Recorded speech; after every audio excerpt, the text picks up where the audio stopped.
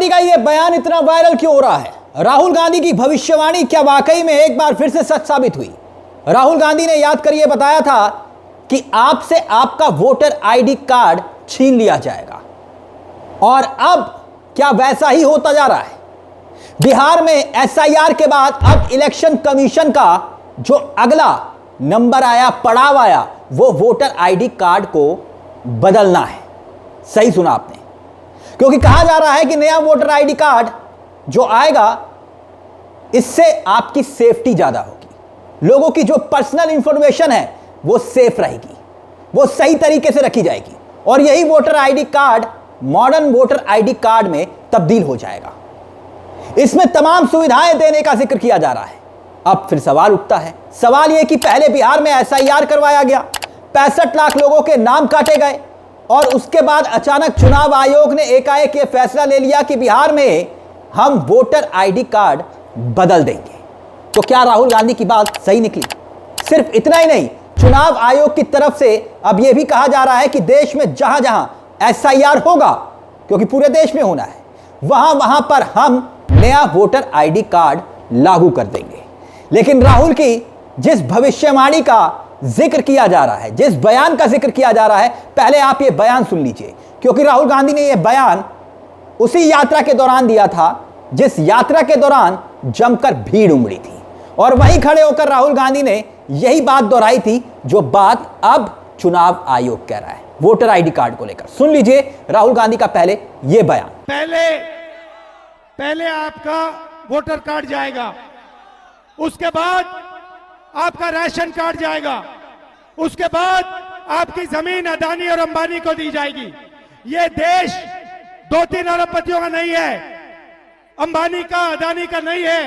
ये देश किसानों का है, मजदूरों का है, छोटे व्यापारियों का है, युवाओं का है। सारा का सारा काम उनके लिए होता है। जीएसटी उनके लिए बनती है, नोटबंदी उनके लिए, गलत कानून उनके लिए बनाए जाते हैं, और आपको नुकसान होता है। आप 24 घंटा पैसा देते हो और आपको देश रोजगार नहीं दे पा रहा है। ये बदलना है, इसीलिए हमने ये वोटर अधिकार यात्रा बिहार में चालू की है, और आपने अपनी पूरी की पूरी शक्ति इस यात्रा को दी। इतने सारे लोग, लाखों लोग आए हैं, गर्मी में, बारिश में। दरअसल राहुल गांधी ने बिहार के नवादा में जब वोटर अधिकार यात्रा चल रही थी, जिसका हमने जिक्र किया, तब उसी दौरान यह ऐलान कर दिया था कि एसआईआर के बाद धीरे धीरे वो आपके वोटर आईडी कार्ड को छीनेंगे, उसके बाद आपकी जमीन छीनेंगे, और सब कुछ पूंजीपतियों को दान कर देंगे। तो क्या राहुल गांधी की बात सही साबित हो रही है? यहां पर राहुल गांधी ने राशन कार्ड छीने जाने की भी बात कही थी। जिस तरीके से चुनाव आयोग का फैसला आया है कि वोटर आईडी कार्ड में तब्दीली होगी, बदला जाएगा, तो कहीं ना कहीं राहुल गांधी की बात सच साबित होते हुए नजर आ रही है। अब बात एक और, दूसरी तरफ चुनाव आयोग ने बिहार में जब एसआईआर करवाया, उसको लेकर विपक्ष ने, आपने देखा, सड़कों से लेकर, सदन से लेकर सड़क तक कितना हंगामा हुआ, और अभी भी हो रहा है। विपक्ष ने सवाल यह पूछा, और उन सवालों के गोलमोल जवाब और जलेबी कैसी बनाई गई वो भी आपने देखा। चुनाव आयोग आज तक सही तरीके से उनके जवाब नहीं दे पाया।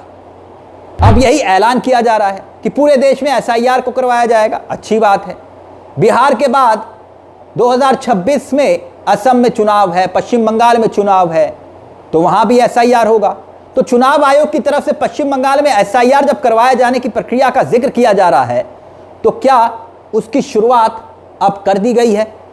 लेकिन सवाल लगातार यही उठ रहा है कि जब विपक्ष एसआईआर को लेकर, वोट चोरी को लेकर तमाम तरह के आरोप चुनाव आयोग पर लगा रहा है, और उन्हीं तमाम आरोपों के बीच सड़क से लेकर सदन तक सवाल पूछे जा रहे हैं, तो चुनाव आयोग ने उस पूरे मुद्दे को लेकर चुप्पी क्यों साध रखी है? जब एसआईआर पर सवाल उठ रहे हैं, तो लगातार जनता पर एसआईआर थोपने के आरोप लग रहे हैं। एसआईआर के मसले को लेकर मसला सुप्रीम कोर्ट तक गया। लोगों ने कहा कि देखिए सर, हम जिंदा हैं, हमें मारा हो घोषित कर दिया गया। हुआ ना ये। वहीं अब इलेक्शन कमीशन ने एक कदम और आगे बढ़ाते हुए वोटर आईडी कार्ड उसको बदलने की बात कह दी है। तो क्या मामला अब और बढ़ेगा? वहीं दूसरी तरफ दोस्तों, आपको बताते चले कि पिछले कई चुनावों में इलेक्शन कमीशन की तरफ से फैसला लिया गया था कि अब एक बूथ पर करीब 1500 जो वोटर हैं वो वोट डाल सकेंगे। एक बूथ पर करीब 1500 वोटर। विपक्ष ने कहा कि इस तरीके से तो वहां पर भीड़ बढ़ जाएगी, जो जनता है उससे दिक्कतें होंगी और वो लंबी लंबी कतारें हो जाएंगी, क्योंकि एक बूथ पर 1500 मतदान करवाना यानी कि बहुत बड़ी चुनौती भी होगी। और इससे ना सिर्फ जनता परेशान होगी बल्कि बूथ पर बीएलओ तक परेशान होंगे, तमाम पार्टियों के, विपक्षी पार्टियों के नेता परेशान होंगे और इसी दौरान गड़बड़ी की आशंका, संभावना और ज्यादा बढ़ जाएगी। इस पर बैकफुट पर आते हुए चुनाव आयोग ने यह फैसला ले लिया है कि अब एक बूथ पर तकरीबन 1200 वोट ही डाले जाएंगे, यानी कि पहले 1500 थे और अब 1200। इसका मतलब यह हुआ कि बिहार में अभी तक जो है 77,000 जो बूथ हैं जो तैयार किए जाते थे, लेकिन अब 1200 वोट जब एक बूथ पर डाले जाएंगे, इस फैसले के बाद इन बूथों की संख्या बढ़कर कितनी हो जाएगी? 90,000 हो जाएगी। 90,000, यानी कि बिहार में अब जब चुनाव होंगे तो 90,000 बूथ तैयार होंगे, वहां पर वोट डाले जाएंगे, इनकी संख्या बढ़ेगी और एक बूथ पर 1200 वोट डाले जाएंगे लोगों के। वहीं दूसरी तरफ बिहार चुनाव पर अगर जिक्र करें तो बिहार में जो चुनाव होना है, क्योंकि मौजूदा विधानसभा का जो कार्यकाल है वो 22 नवंबर को खत्म हो रहा है, गौर करिएगा, इसी 22 नवंबर को, और उससे पहले बिहार में चुनाव कराया जाना जरूरी है। और संभावना जताई जा रही है कि अक्टूबर और नवंबर के महीने में बिहार में विधानसभा चुनाव होगा और जल्द ही चुनावी आचार संहिता भी लागू होगी। और इसी को लेकर विपक्ष पहले से ही तैयारी में जुटा है। सड़कों पर आपने देखा वोटर अधिकार यात्रा। अब विपक्ष की तरफ से 17 अगस्त से 1 सितंबर तक वोटर अधिकार यात्रा भी जो निकाली गई और उस दौरान आपने भीड़ भी देखी। राहुल गांधी, तेजस्वी यादव, तमाम इंडिया गठबंधन सड़कों पर उतरा और उसी दौरान ये आरोप लगाए गए थे। कई बड़े बड़े खुलासे एक के बाद एक हो रहे हैं और 1 सितंबर को जब इस यात्रा का आखिरी पड़ाव था, जब आखिरी दिन था पटना में गांधी मैदान में, उस दौरान भी राहुल गांधी ने हाइड्रोजन बम फोड़ने की बात कह दी है और यह तक कह दिया कि अभी एटम बम के बाद हाइड्रोजन बम आएगा। 9 सितंबर को उपराष्ट्रपति पद का चुनाव होना है, तो पहले यह हाइड्रोजन बम उस दिन भी फूटेगा क्या? फिलहाल ये तमाम जो अब खबरें आ रही हैं, वोटर आईडी कार्ड बदला जाएगा, बूथ का नियम बदला जाएगा, उसको लेकर आने वाले दिनों में विपक्ष सवाल फिर से उठाएगा, यह भी तय है। और विपक्ष इस मुद्दे को छोड़ने के लिए तैयार नहीं है, क्योंकि यह मुद्दा अब जनता के दिल और दिमाग पर बैठ गया और खासतौर पर राहुल गांधी का वो नारा, वोट चोर गद्दी छोड़ वाला। अब इस पूरे मुद्दे को लेकर आपको क्या लगता है? अचानक से वोटर आईडी कार्ड बदलना, फिर बूथ को लेकर नियम बदलना, इलेक्शन कमीशन की तरफ से नोटिफिकेशन बार बार ये क्यों जारी हो रहा है?